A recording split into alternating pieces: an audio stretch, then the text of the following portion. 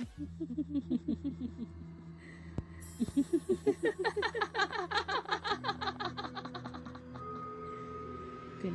tak tidur lagi, ha?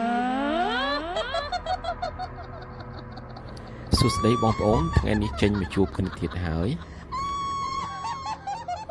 អញ្ចឹងថ្ងៃនេះដែរមានរឿងមួយដែលតាក់ទងជាមួយនឹងកន្លែងខារ៉ាអូខេមួយកន្លែងនៅទីក្រុងភ្នំពេញអញ្ចឹងមុននឹងបកស្រាយនៅសាច់រឿងនេះដែរសូមអធិស្ឋានដល់បងប្អូននារីដែលធ្វើការតាក់ទងខាងខារ៉ាអូខេណាអញ្ចឹងរឿងនេះដែរយើងគ្រាន់តែបកស្រាយនៅតាមអ្វីដែលគេផ្ញើមកឲ្យតែប៉ុណ្ណោះអញ្ចឹងណាគឺតាក់ទងជាមួយបុគ្គលតែប៉ុណ្ណោះអញ្ចឹងណាអញ្ចឹងបើសិនជាបងប្អូននារីដែលធ្វើការក្នុងនឹងសូមអធិស្ឋានខន្តីទោសដល់រូបខ្ញុំបាទផងបាទរឿងនេះដែរគឺបានមកពីបងប្រុសឈ្មោះចិត្តបាទបងប្រុសចិត្តគឺជាមន្ត្រីម្នាក់ដែលធ្វើការនៅភ្នំពេញអញ្ចឹងខ្ញុំមិនប្រាប់គាត់ថាគាត់ធ្វើខាងអីទេហ្នឹងហើយដឹងតែគាត់ជាធ្វើការផ្នែកម្ត្រីម្នាក់នៅក្នុងភ្នំពេញអញ្ចឹងបងប្រុសវិចិត្រហ្នឹងគាត់អាយុ40ឆ្នាំជាងបាទហើយប៉ុន្តែគាត់អត់ទាន់មានភរិយាទេបាទហ្នឹងហើយគាត់គឺនៅកំឡោះចាស់ណាហ្នឹងហើយកំឡោះចាស់គាត់បានប្រាប់ថាគាត់ធ្លាប់មានប្រពន្ធម្ដងដែរកាលគាត់អាយុ20ជាងប៉ុន្តែដោយសារតែគាត់មានបញ្ហាហ្នឹងហើយអញ្ចឹងមិនគាត់លេងលះគ្នា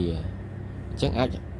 ប្រាប់ថាគាត់ហ្នឹងគឺជាពោះម៉ាយក៏បានដែរបាទអញ្ចឹងយើងកុំហៅគាត់ពោះម៉ាយយើងហៅគាត់ថាកំឡោះចាស់គឺវាល្អជាងហ្នឹងហើយងាយស្រួល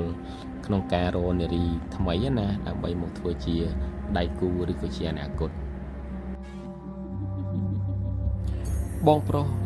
ចិត្តគាត់បានប្រាប់ថាគាត់ក៏ធ្លាប់មានសង្សារជាច្រើនលើកច្រើនដងដែរ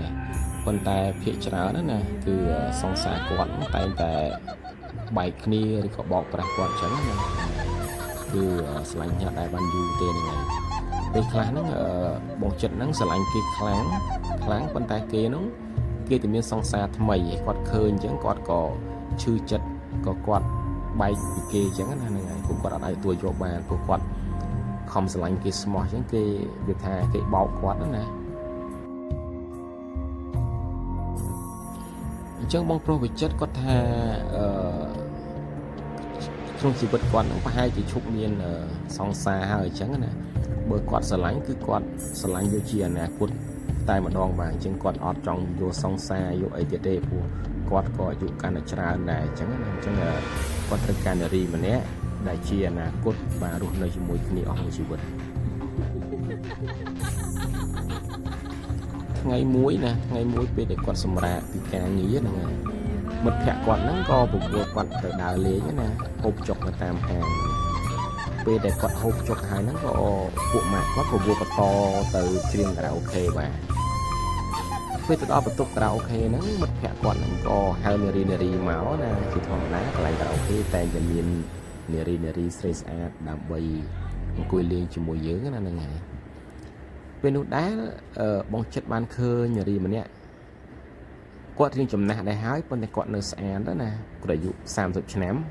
ប៉ុន្តែរូបសម្រស់គាត់ក៏នៅតែស្អាតហ្នឹងហើយអញ្ចឹងគាត់ក៏បានហៅនាងមកអង្គុយចិត្តហើយដល់សួរឈ្មោះនាងទៅនាងថានាងឈ្មោះចន្ទធូហ្នឹងហើយអញ្ចឹងបងចិត្តហ្នឹងក៏ឲ្យចន្ទធូហ្នឹងអង្គុយចិត្តហ្នឹងហើយពេលដែលអង្គុយចិត្តគ្នាហ្នឹងគាត់ញ៉ាំប៊ីយ៉ាញ៉ាំអីជុំគ្នាទាំងអស់គ្នាទាំងមិត្តភក្តិទាំងចន្ទធូដែលជានារីកំដរហ្នឹងហើយបងចិត្តគាត់បានប្រាប់ថាចន្ទធូហ្នឹងគាត់ផឹកប៊ីយ៉ាខ្លាំងមែនតើបាទផឹកប៊ីយ៉ាដូចផឹកទឹកចឹងបាទអញ្ចឹងគាត់កែវគឺចាក់ឡើងគាត់ឡើងស្វឹងចន្ទធូហ្នឹងគាត់អត់តន់ស្វឹងទីហ្នឹងនៅពេលនោះដែរណាបងចិត្តក៏បាននិយាយលេងមួយនឹងចន្ទធូណានិយាយលេងចឹងទៅថាសុំលេខទូរស័ព្ទសុំអីចឹងឲ្យបបួលនាងទៅក្រៅញ៉ាំអីបន្តអីទៀតបានអត់ហើយចន្ទធូនោះគាត់ក៏អត់ប្រកែកដែរបាទហ្នឹងហើយគាត់ថាចេញទៅក្រៅក៏បានដែរប៉ុន្តែបងឲ្យលួងខ្ញុំមកខ្ញុំទៅហ្នឹងហើយបងចិត្តគាត់ក៏អត់មានបញ្ហាដែរបាទដោយសារតែបងចិត្តគាត់ឃើញនាងចន្ទធូណាគាត់ថាគាត់ស្រឡាញ់នាងមែនតែនបាទគាត់ឃើញមកស្រឡាញ់បណ្ដោយពោះនាងចន្ទធូគាត់ មានរូបរាងស្អាតបាទសូម្បីតែអាយុគាត់រៀងច្រើនតិចប៉ុន្តែគាត់នៅស្អាតបាទអញ្ចឹងគាត់ថាពេលនេះដែរគាត់ប្រមូលនាងចន្ទធូទៅគេងបាទគាត់ទៅមួយគ្នាទៅបាទបន្ទាប់ពីគេងជាមួយចន្ទធូបានមួយយប់ទៅបងចិត្តគឺមានអារម្មណ៍ថាស្រឡាញ់នាងជាខ្លាំងបាទហ្នឹងហើយគាត់ក៏ប្រមូលនាងដើរលេងបន្តហើយឲ្យលុយឲ្យអីនាងចាយណាហើយគាត់ណាត់គ្នាមកលេងបន្ទប់គាត់នាងជួបបន្ទាប់បាទអញ្ចឹងចំណែកនាងចន្ទធូគាត់ក៏អត់មានបញ្ហាដែរបាទឲ្យតែបងចិត្តគាត់ឲ្យលុយណាអញ្ចឹងហៅគាត់ទៅណាក៏បានដែរហ្នឹងហើយព្រោះគាត់ធ្វើការរាល់ថ្ងៃហ្នឹងគាត់ហ្នឹងហើយគាត់ចង់បានលុយចង់បានអីចឹងណាអញ្ចឹង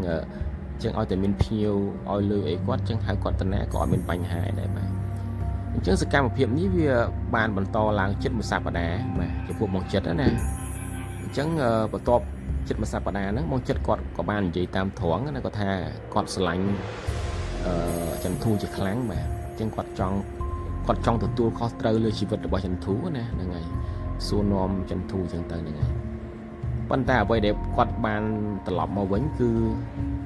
ការខកបំណងបាទព្រោះនេះចន្ទធូគាត់ថាគាត់អត់ទាន់អស់សុបាយហ្នឹងហើយ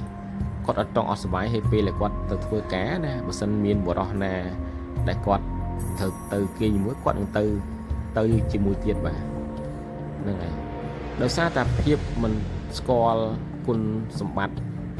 ខ្លួនឯងណាហ្នឹងហើយអញ្ចឹងបងចិត្តហ្នឹងគាត់អស់សង្ឃឹមជាខ្លាំងបាទបន្ទាប់ពីនោះដែរបងចិត្តហើយនឹងចន្ទធូក៏បែកគ្នាបាទបែកគ្នាមិនដែរជួបគ្នាទេបាទធ្វើឲ្យបងចិត្តហ្នឹងគាត់ខកបំណងក្នុងសេចក្តីស្នេហាជាខ្លាំងហ្នឹងហើយនៅមួយគ្នាចិត្តមួយអាទិត្យសង្ឃឹមថានាងចន្ទធូព្រមរស់នៅសាងអនាគតមួយគាត់ណាប៉ុន្តែដោយសារនាងនៅសុបាយនៅអីចឹងគាត់នាងបដិសេធមួយគាត់ណាធ្វើគាត់អស់សង្ឃឹមជាខ្លាំងបាទព្រោះថាគាត់ចង់លេងមានសង្សារគាត់ចង់រឹកនារីម្នាក់ធ្វើជាអនាគតអស់មួយជីវិតអញ្ចឹងណាកន្លែងនេះដែរបងចិត្តគាត់ក៏សួរខ្លួនឯងថាហេតុអីគាត់ក៏ទៅព្យាយាមស្រឡាញ់មនុស្សដែលមិនស្រឡាញ់គាត់គួរតែរកនារីម្នាក់ដែលស្រឡាញ់គាត់ណាស្រឡាញ់គាត់ស្រឡាញ់គ្នាទៅវិញទៅមកវាល្អជាងទៅស្រឡាញ់នារីដែលរស់ស៊ីអញ្ចឹងណាហ្នឹងហើយអញ្ចឹងគាត់គិតអញ្ចឹងគាត់ក៏ព្យាយាមកាត់ចិត្តបំភ្លេចនាងពីចិត្តរបស់គាត់ហ្នឹងហើយក្នុងមួយរយៈចាប់តាំងពីបងចិត្តហ្នឹងគាត់ឈប់តាក់ទងមួយចន្ទធូណាគាត់បានឮដំណឹងថានាងចន្ទធូនោះគាត់មានសម្ព័ន្ធស្នេហាថ្មីជាមួយនឹងកំឡោះម្នាក់ទៀតហ្នឹងហើយអស់ថ្នាក់វិញវ័នលើបរោះនោះណាយ៉ាងងប់ងល់ហ្នឹងហើយដំណឹងនោះបានឮទៀតថាចន្ទធូហ្នឹងគាត់សម្លាប់ខ្លួនប៉ុន្តែដំណឹងនេះវាអត់ច្បាស់លាស់ណាហើយដំណឹងដែលស្លាប់របស់នាងចន្ទធូហ្នឹងក៏អត់បានដឹងដល់បងវិចិត្រដែរ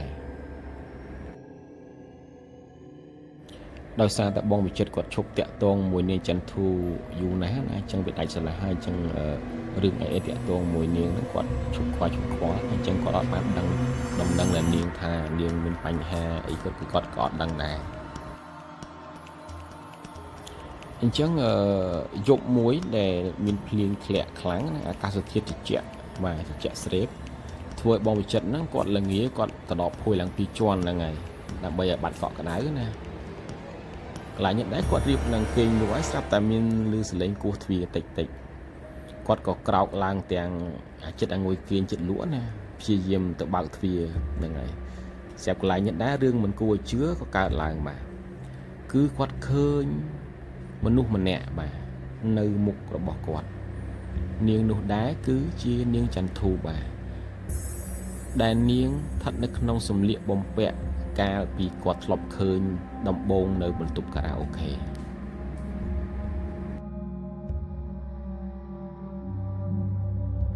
បាទពេលនោះដែរទឹកមុខនាងចន្ទធូណាស្លេកស្លាំងមែនទែនហើយនឹងទឹកភ្នែកហូរលហាមបងចិត្តកន្លែងនេះគាត់តែឃើញនាងភ្លាមគឺគាត់អមែនទែនបាទគឺគាត់ក្នុងចិត្តគាត់គឺគាត់នៅតែស្រឡាញ់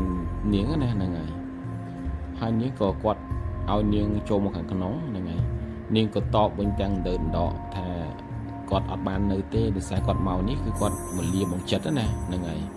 នាងចន្ទធូថាចាប់ពីថ្ងៃនេះទៅយើងលែងបានជួបគ្នាទៀតហើយចាំជួបគ្នានៅជាតិក្រោយទៀតចោះ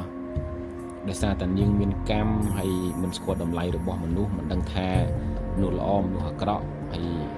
នាងថាគាត់សុំទោសបងចិត្តហ្នឹងហើយបងចិត្តគាត់ទៅលឺនាងនិយាយអញ្ចឹងបងចិត្តគាត់មានការភ័យណាមានការភ័យជាខ្លាំងមិនដឹងថាមានរឿងអីកើតឡើងចំពោះនាងណាហ្នឹងហើយបងចិត្តក៏សួរនាងឲ្យឆ្ងល់ថាហេតុអីបាននិយាយដូច្នេះហ្នឹងហើយមានរឿងអីកើតឡើងមានរឿងអីហ្នឹងហើយនាងថាมันមានរឿងអ្វីទេគ្រាន់តែខ្ញុំលាសិនហើយខ្ញុំនឹងនឹកបងជានិច្ចហ្នឹងហើយនាងក៏បាននិយាយអញ្ចឹងហើយនាងក៏ដើរទៅបាត់វិញទៅហ្នឹងហើយ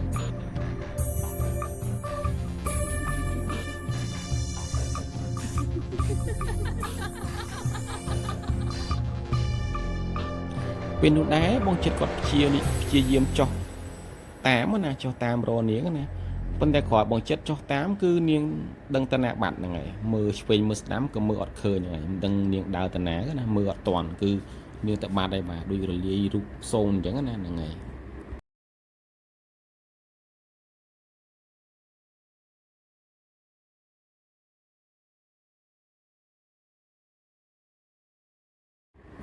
បាទពេលនោះដែរធ្វើឲ្យបងចិត្តហ្នឹងស្ទើរឈួតណាហ្នឹងហើយ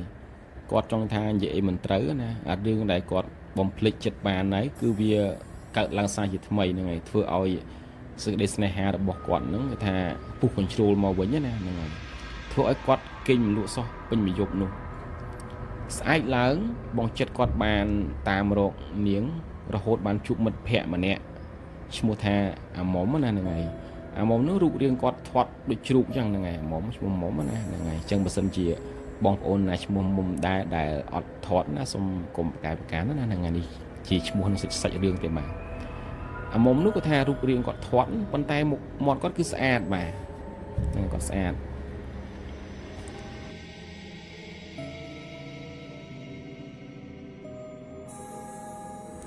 បាទបងចិត្តពេលដែលជួបអាមុំនោះគាត់ក៏បានសួរថាតើឮពាក្យគេថាចន្ទធូណាគាត់ស្លាប់តើគាត់ស្លាប់មែនឬក៏មិនណាគាត់ឮពាក្យអាចារ្យមារាមថាណាដោយសារតែយុគមិញហ្នឹងគាត់ឃើញចន្ទធូមករកគាត់អញ្ចឹងគាត់តាមមករកវិញអត់ឃើញចន្ទធូគាត់នៅណាណាTidur lagi ha.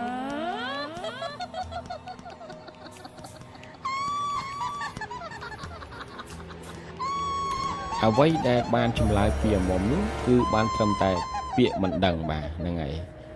អាមុំគាត់ថាគាត់ដឹងត្រឹមតែចន្ទធូនឹងមានសង្សារច្រើនអ្នកតែប៉ុណ្ណោះបាទចំណែកនាងកើតអីឬក៏នាងនៅណាគឺគាត់អត់ដឹងទេប៉ុន្តែកន្លែងនេះដែរគឺចន្ទធូគាត់ណែនាំឲ្យបងចិត្តហ្នឹងទៅរកនារីម្នាក់ដែលជាអ្នកចម្រៀងណានៅហាងមួយហ្នឹងហើយឈ្មោះថាសូណាហ្នឹងហើយឈ្មោះសូណាណា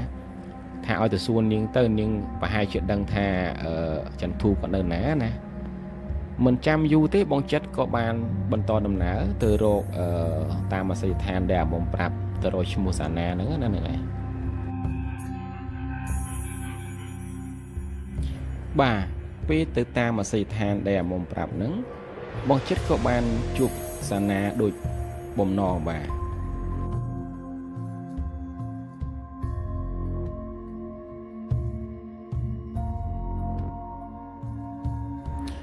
បាទសូណាហ្នឹងគាត់ក៏មេម៉ាយទេបាទប៉ុន្តែគាត់តែអាយុ20ឆ្នាំណាហ្នឹងហើយតែអាយុ20ឆ្នាំតែប៉ុណ្ណោះហើយក៏នៅមានប្រុសតាមតាក់ទងគាត់មិនចេះតិចអ្នកដែរបាទក្រោយពីបានស្ដាប់រឿងរ៉ាវពីបងចិត្តហើយសូណាគាត់ក៏មានការភ្ញាក់ផ្អើលជាខ្លាំងដោយសារគាត់ក៏មិនដឹងថាចន្ទធូហ្នឹងស្លាប់ឬក៏យ៉ាងណាដែរគាត់ដឹងត្រឹមថាគេទើបតែមានសង្សារថ្មីកន្លែងនេះគ្រាន់តែបងចិត្តលឺបងចិត្តគាត់ភ្ញាក់ផ្អើលមែនទែនហើយបងចិត្តស្រែកខ្លាំងថាមានសង្សារថ្មីទៀតដែរកន្លែងនេះដែរធ្វើឲ្យបងចិត្តគាត់មានការខូចចិត្តជាខ្លាំងនិងគួរឲ្យសោកស្ដាយណាព្រោះរឿងនេះវាកើតឡើងម្ដងហើយម្ដងទៀតចំពោះគាត់សូណាពេលដែលឃើញអាកប្បកិរិយារបស់បងចិត្តដូច្នោះនាងក៏យល់យ៉ាងច្បាស់ថាបងចិត្តពិតជាស្រឡាញ់ចន្ទធូជាខ្លាំងហើយសូណាក៏បានលឹងលោមទៅបងចិត្តថាខ្ញុំដឹងថាបងពិតជាស្រឡាញ់ចន្ទធូខ្លាំងណាស់ប៉ុន្តែខ្ញុំមិនអាចជួយអ្វីបានទេ គួរសោកស្ដាយផងពេលនោះដែរបងចិត្តបានលាអ្នកចម្រៀងរូបនេះត្រឡប់ទៅវិញទាំងភាពសោកសៅនិងខកបំណងបាទពេលវេលាកន្លងទៅមួយខែក្នុងយប់មួយក៏មានភ្លៀងធ្លាក់យ៉ាងខ្លាំងអាកាសធាតុត្រជាក់ស្រេបថ្ងៃនោះដែរបាទស្រាប់តែបងចិត្តនោះគាត់ឮសំឡេងគោះទ្វារបាទគោះទ្វារឡើងបាទហើយពេលនោះដែរគាត់បានដើរទៅបើកទ្វារណាស្រាប់តែឃើញនាងចន្ទធូណាមករកគាត់ទាំងកាត់ភ្លៀងប៉ុន្តែអ្វីដែលគាត់ឆ្ងល់ណាភ្លៀងយ៉ាងខ្លាំងបែបនេះហើយនាងព្យាយាមមកទាំងភ្លៀងប៉ុន្តែរូបរាងកាយរបស់នាងគឺគ្មានទទឹកភ្លៀងសំបីតែបន្តិចវាគួរឲ្យចម្លែកជាខ្លាំងបាទក្នុងចិត្តគាត់ក៏បានសួរខ្លួនឯងថាតើនាងមកដោយរបៀបណាបើភ្លៀងខ្លាំងដូចនេះហើយនាងមិនទទឹកភ្លៀងសោះបាទប៉ុន្តែទោះជាយ៉ាងណាក៏ដោយបងចិត្តមិនចង់សួរនាំច្រើននឹងតែរំខានចិត្តនាងណាដោយសារតែឃើញនាងនោះអារម្មណ៍បងចិត្តគាត់ត្រេកអរមែនទែនសប្បាយចិត្តហើយក៏ត្រកងនាងទៅអង្គុយនៅលើសាឡុងនៅខាងក្នុងហើយពេលនោះដែរដោយសារតែក្តីនឹករលឹកជាខ្លាំងនឹងការស្រឡាញ់ចេញពីបេះដូងធ្វើឲ្យបងចិត្តថើបផងពេញចិត្តផងនឹងហើយបងចិត្តគាត់ក៏បានសួរទៅចន្ទធូថាតើកន្លងមកនេះតើមានរឿងរ៉ាវអ្វីកើតឡើងខ្លះអាចប្រាប់បងផងបានទេតើអូនមានរឿងអ្វីកើតឡើងណាកន្លែងនេះដែរបាទចន្ទធូគាត់ទៅលើបងចិត្តសួរតែប៉ុណ្្នឹងគឺគាត់យំមហូហ្នឹងហើយយំមហូហ្នឹងហើយបងចិត្តក៏បញ្ញាប់ជូតទឹកភ្នែកឲ្យនាងដោយភាពថ្នាក់ថ្នមណាបងចិត្តក៏លួងលោមចន្ទធូថាតើអូនមានរឿងអីប្រាប់បងមករឿងអីក៏បងអាចដោះស្រាយបានដែរប៉ុន្តែចន្ទធូថាពេលនេះបងមិនអាចដោះស្រាយឲ្យអូនបានទេបងចិត្តគាត់ក៏លឺអញ្ចឹងបងចិត្តគាត់សួរថាតើពេលនេះអូនឯងមានប្តីមួយទៀតឬក៏យ៉ាងម៉េចប្រាប់បងមកចុះបងមិនខឹងអូនឡើយអញ្ចឹងណាបងចិត្តក៏សួរអញ្ចឹងចន្ទធូក៏គាត់បានប្រាប់ទៅបងចិត្តវិញថាពេលនេះគាត់ឈប់នៅជាមួយបរិសនោះទៀតហើយបងចិត្តក៏សួរថាតើបរិសឈ្មោះអីហើយចន្ទធូគាត់ប្រាប់ថាឈ្មោះរ៉ាត់យើងលែងបានរស់នៅជាមួយគ្នាទៀតហើយចន្ទធូក៏បានប្រាប់ថាគាត់ពិតជាខកបំណងក្នុងជីវិតមែនទែនដោយមិនស្គាល់តម្លៃស្នេហាពិតរបស់បងចិត្តណាហើយពេលនេះដែរនាងបានធ្វើអត្តឃាតខ្លួនឯងទៅហើយនាងមកនេះគឺមកលាបងចិត្តជាលើកចុងក្រោយហើយនាងនៅតែស្រឡោះអាឡ័យបងចិត្តដែលជាមនុស្សម្នាក់គត់ដែលស្រឡាញ់នាងស្មោះចេញពីបេះដូងលាសិនហើយបាទពេលដែលនិយាយចប់រាងកាយរបស់ចន្ទធូក៏ចាប់ផ្ដើមរលាយម្ដងបន្តិចរហូតដល់បាត់ពីខ្សែភ្នែករបស់បងចិត្តបាទពេលនោះដែរបងចិត្តគាត់ពិបាកធ្វើអារម្មណ៍មែនទែនបាទគាត់មិនដឹងថារឿងរ៉ាវកំពុងតែកើតឡើងនៅមុខគាត់នឹងគឺជាអ្វីឲ្យច្បាស់លាស់បានហ្នឹងហើយចន្ទធូគាត់ធ្វើអត្តឃាតហើយហេតុអីក៏អាចមករកគាត់បានចឹងបាទពេលនោះដែរបងចិត្តគឺដូចមួយឈួតចឹងបាទគឺគាត់អត់យល់អ្វីដែលកើតឡើងចំពោះគាត់ណាហើយចង់ថាមនុស្សដែលគាត់ស្រឡាញ់អស់ពីបេះដូងស្រាប់មកជួបគាត់ហើយគាត់បានថ្នាក់ថ្នមបានតែមួយផ្លែតក៏បានរសាត់ចេញពីខ្លួនគាត់បានចឹងណាហ្នឹងហើយបាទអញ្ចឹងរឿងនេះដែរគឺអាណិតបងចិត្តមែនតើបាទចង់ថាស្រឡាញ់គេហើយគេទៅមានអ្នកថ្មីអញ្ចឹងណាដល់ពេលខាងស្រីហ្នឹងគាត់ដឹងខ្លួនខុសហ្នឹងគឺគាត់បានស្លាប់បាត់ទៅហើយបាទហ្នឹងហើយប៉ុន្តែក្រោយនាងស្លាប់ហ្នឹងនាងក៏ដឹងខ្លួនខុសមករកបងចិត្តដែរប៉ុន្តែមករកបងចិត្តទៅអីបើស្លាប់បាត់ហើយហ្នឹងមាននៅគ្រាកើតណាទៀតបាទអញ្ចឹងរឿងនេះដែរបងប្អូនទាំងអស់គ្នាគិតយ៉ាងណាដែរបាទអញ្ចឹងបន្ទាប់ពីស្ដាប់ពេលនេះហើយសង្ឃឹមថាបងប្អូនបានធូរនៅក្នុងអារម្មណ៍បន្ទាប់ពីបងប្អូនបានបំពេញការងារនឿយហត់ពេញមួយថ្ងៃជាចុងក្រោយដែរគឺគ្មានអ្វីជូនពរទៅបងប្អូនទេមានតែជូនពរបងប្អូនរស់ស៊ីមានបានសុខភាពល្អ